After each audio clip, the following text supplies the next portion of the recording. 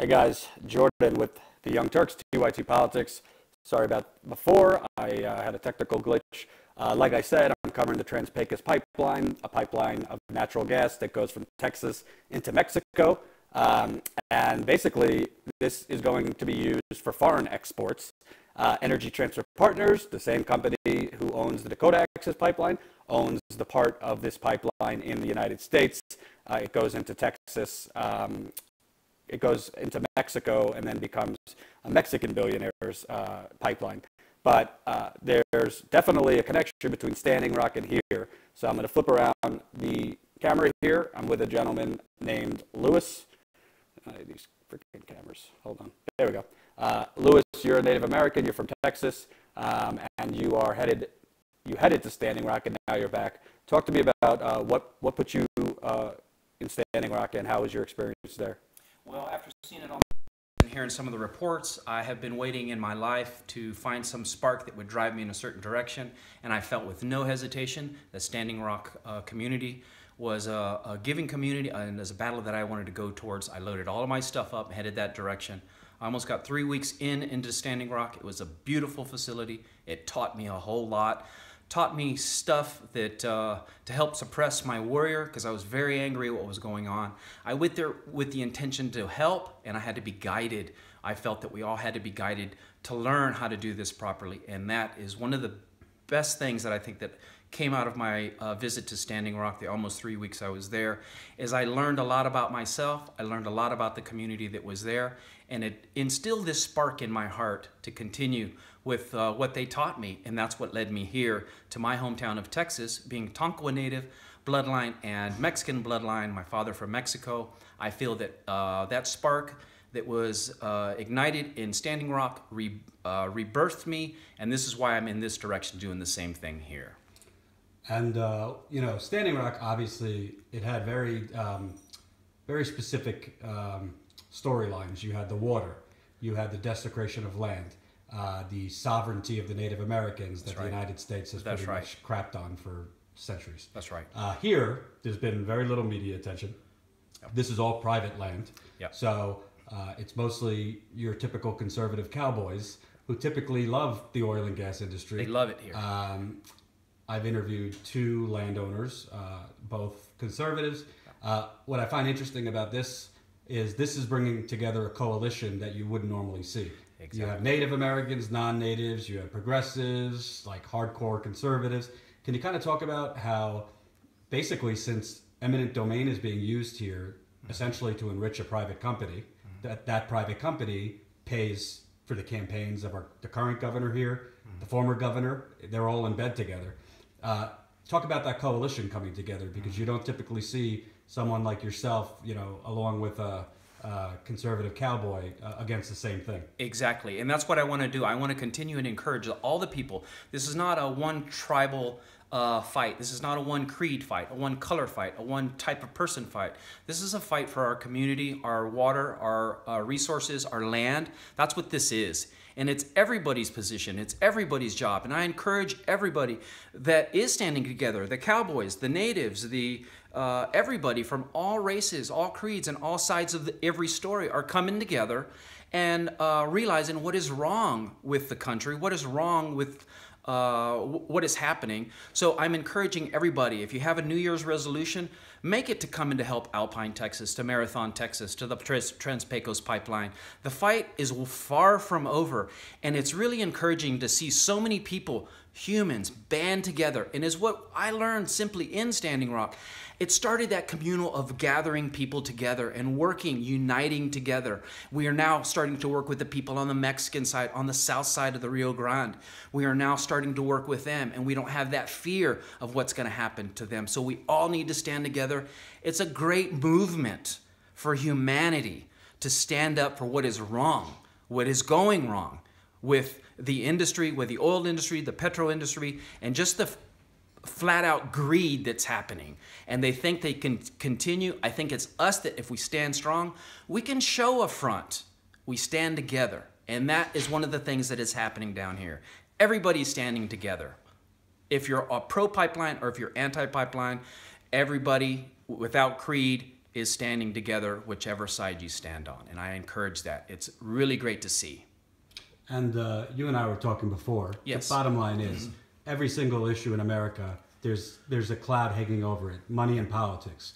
So here you have, Money Lebowski. That's what they say. Yes, sir. So you got Rick Perry, who I think is a doofus. Oh my God, man! Two-term governor here. I thought we were done with. I thought we were done with that asshole. We're not done with him. He's coming back to us. I don't know how the hell we're going to do this, but we're going to end up doing it. They're not just going to end up with a big bag of oil money and ride into the sunset, because we're not going to fucking let that happen. But I like in North Dakota, the corruption was there, but it wasn't as obvious, Yeah.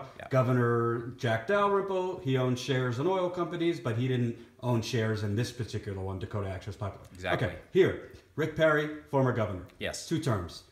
2 weeks after his term ends, he joins the board of Energy Transfer Partners, the Exactly. parent company, Trans-Pecos Pipeline. Exactly. Greg Abbott becomes the governor. Yeah. Guess who funds Greg Abbott's campaign? Energy Transfer Partners. Exactly. Energy Transfer Partners has given Exactly. Rick Perry $6 million. Exactly.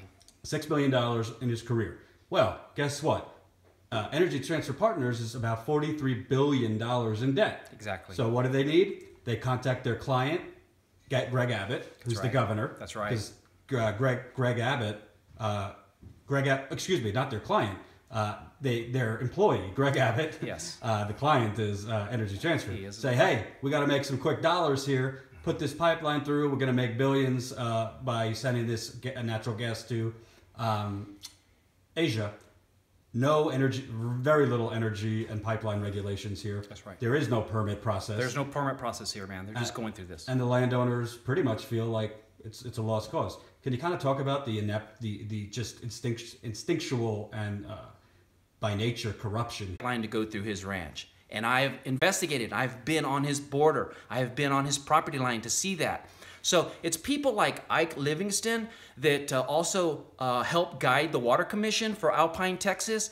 He's the type of people. And we know about you, Greg Abbott. We know about you, Kelsey Warren. We know about you, Mr. Livingston. You're not just, again, going to be able just to skate off and do this type of thing and people not forget it or forget it. We will have people. People will continue to call you out on this type of stuff, and you're not going to be able to hide it. With people like the TYT network, they're going to bring you out, and you're going to have to be held accountable for what you're doing. Real quick, just say again about Ike, because it went offline for a minute. Okay. So basically, he owns all of Presidio. What's his connection to the pipeline? His connection with the pipeline, he is, if you don't know Ike Livingston, if you've never heard that name, do a little bit of research. He pretty much owns Presidio, Texas. He's a big money man there. He owns insurance companies. He owns banks. He owns so-called law enforcement that's out toward that direction. He also owns a big ranch, thousands of acres, and guess what? He sits on the board to help that pipeline route it. He routed that pipeline right through his ranch. Why? Money is why. He wanted that pipeline to go through his ranch to be able to make a lot of money, and he's got a lot of pipeline going through his ranch, and a lot of money coming his direction. How does he have the money coming to him? He was paid through the pipeline to allow that pipeline to go through his ranch. He is getting money from the pipeline company. He's also helped them reroute that pipeline to Presidio, Texas, and through his land. He also sits on a higher part of the board for the water district. Guess what? He's got his hands in directing the water and in charge of the water out in the Presidio area. The water that the pipeline company is going to beg him, they don't even have to beg him, they're going to pay him to open those channels for a lot of that water that they're going to have to use. Billions of gallons of water to test that pipeline, and it's going to end up on the floor. So if they think they're going to end up coming in here and just doing that type of stuff without repercussions somehow and bringing you out in society of what you did to this planet and what you're doing to your community, it's not going to go down like that. There's people out here that are going to front you. And, in Dakota Access, you have a clear threat. Yes. The water source of nearly 20 million people. Tell the audience, this is natural gas. What is the concern among Native Americans? Obviously, we know why conservative landowners are upset because it's their land being seized. I spoke with a landowner yesterday. Literally, the pipeline is 400 yards from her window. Yes. If it explodes, she's dead. Exactly.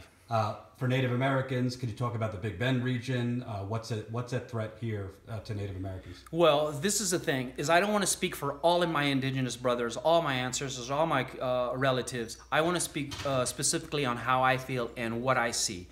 The obvious it's just tearing up such sacred ground out here. This is land that has been here, and it's just such a beautiful place.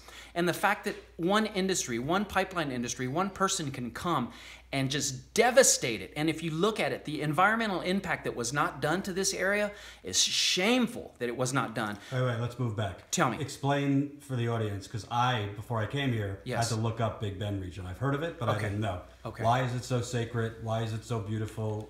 Tell me about Big Bend.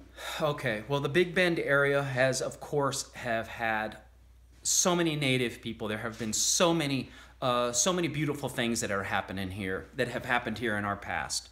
There have been so many different battles that are in this direction. This land has and always will be sacred land for the native people, for the indigenous people. We hunted here, we gathered here, we lived here before anybody had showed up, before the Spaniards, the colonization. We were here. And to what's make this land sacred is because it's part of Mother Earth. It's part of the world that we need to protect. And that's what makes it, I think, sacred in one aspect. It makes it sacred because it's just that. It's such sacred land. It's such sacred ground. And all we want to do is continue to protect it, basically. And can you kind of talk about Energy Transfer Partners? They say these things about, in Dakota Access, it's state-of-the-art steel. Very rare chance that it leaks. Dude. Here, the same kind of talk. I was told the other day there's literally pipeline leaks every day. Everywhere. They're in just about every pipeline there is. And this is the thing, is some of my research that's on there, I have videos. I've been doing a lot of research on their wells. And I'll give them that. They do have some good wells and some good people working on this pipeline. But as we know, every one of them leaks, and all it's going to take is one accident. And in my research and on my video, I have gone all the way into Mexico. And I just recently got back from Mexico yesterday doing research on this pipeline.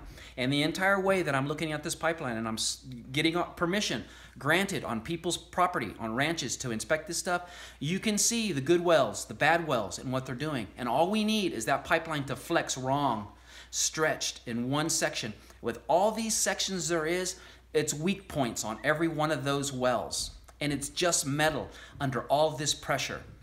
And when they go to dig that, and I have video, when they start laying that rock on there, they lay that rock, they're shifting it. They have a shifter in front of a machine. That shifter picks up all types of rocks, boulders, big rocks, small rocks, and sand. When they lay it on that pipeline, I have video. You can hear it hitting that pipe, and it echoes, and you can see it knocking off that insulation of that pipe. So I feel that this pipe is going in wrong. I feel that it's already being installed dangerously, and they're covering it up with just machinery that is just dumping this rock right on top of the pipe. And there's no engineer out there. There's no inspector out there. They got their crew just burying it as quick as they can, despite there's a coating on that pipe. And that coating is supposed to be protected. When they start putting this rock that I've witnessed, and I have video on my research, when they put that rock on that pipe, it's instantly damaging that pipe. And therefore, that's where your accidents are going to happen. And that's what a lot of people aren't seeing. They just think it's a pipe going in and it may be safe. The way they're installing it is not safe, and nobody's watching them. Well, I also want to add, it's obviously not something I cover that much, and it might get us in trouble with our friends in Mexico. Let's get in trouble. Our friends in Mexico. Let's get in trouble. This isn't safe in Mexico either. You were just in Mexico. By the way, again, I hope you're not listening, Carlos Slim. Carlos Slim, Mexican billionaire, has monopolized many industries there. All the money, baby. Has taken advantage of a lot of poor people in Mexico. By the way, biggest shareholder in the New York Times. Go figure. Yeah. He owns the part of the pipeline in Mexico. Yeah. Well, they're doing the same thing in Mexico that they're doing here. Yeah. Can you kind of talk about the Mexico aspect? Yeah, I was there last night, and I had. And you lived to tell about it. I lived to tell about it. Let me tell you that. And I was with my crew, and we had an intimate threat that we were told to get the hell out of Alpine, get the hell out of Marathon, get the hell out of Mexico, because shit's going down. I decided not to. I went ahead and got further underground. I know people in that area in Mexico, and the people do want to tell the story. Slim is taking land, taking money, treating a lot of the Mexican people over there. And I interviewed the mayor Martin Sanchez last night in his bakery, and I have the video that's going to come up, and anybody's welcome to the interview. I asked him a lot of the questions about what is going on there in Mexico.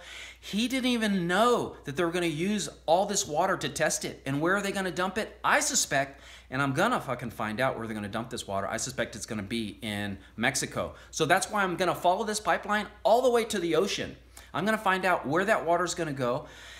It's people like Slim, it's people, the Mexican authorities that are burning the houses down, that are taking retribution about the Mexican people. I have people to interview here in the next day or so that are going to come out of the corner, and they don't want their face shown because they're scared of retaliation, including myself. I understand there's some type of retaliation, but there's things that we have to do as warriors, as front warriors. You have to set your mind. I felt that's what I'm doing right now. I'm going to continue to go until I'm stopped, or I'm found out, or I have to come back to the United States. But they're not treating the people there in Mexico with dignity. They're not giving, the pipeline's not giving them any work. They're bringing in Italian construction workers. They're bringing in other immigrants. That's right, Trump. They're bringing in immigrants from different parts of the world to work on the pipeline. They're not even hiring the Mexican people from Okinawa that's right across there. And that's what one of the mayor was saying, is that he wishes that they would at least get some work out of it. He says they're not getting anything. They were lied to. And in my interview, he stated they were lied to say this was going to be an economical boom in their town. It hasn't brought jack, except for the hotel industry, the little hotel industry and the restaurant industry that's there. And we've heard that in America, all the local governments, these pipelines are going to create hundreds of jobs, tax revenue. Shit, man. It's not creating anything for these people. These people are getting their land taken away by eminent domain.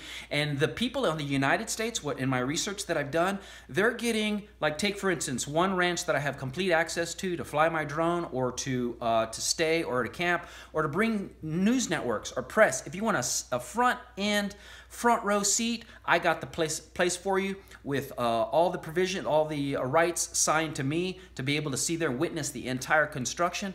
These people on the United States side are paid approximately $15,000, $17,000 on this one ranch that has 1,000 foot of the pipeline running through it. They had about a week and a half to make the decision. You're either going to end up taking $17,000, or within a week time, when your time is lapsed and it expires, you're going to get $3,500. And I ask you, what would you do knowing that that pipeline is going to go through your property anyway? You would end up taking the $17,000 and bowing down. The people on the Mexican side, they're being offered pennies on the dollar for their land. And it's people like Slim, that's your country. Es tu pueblo. It's your place. Those are your people. You're supposed to be protecting them. You're supposed to be watching out for them. And you're stealing from them. They're already poor. They're already impoverished. What the fuck are you doing? And I will end with news that you might not even know. Tell me. Over the weekend, guess who had dinner with Carlos Slim? Mr. Trump. I do know. Donald Trump. I'm going to tell you something. Slim owns Donald Trump. If you have to hear it from me first and it comes up later, Slim owns your new president. Period.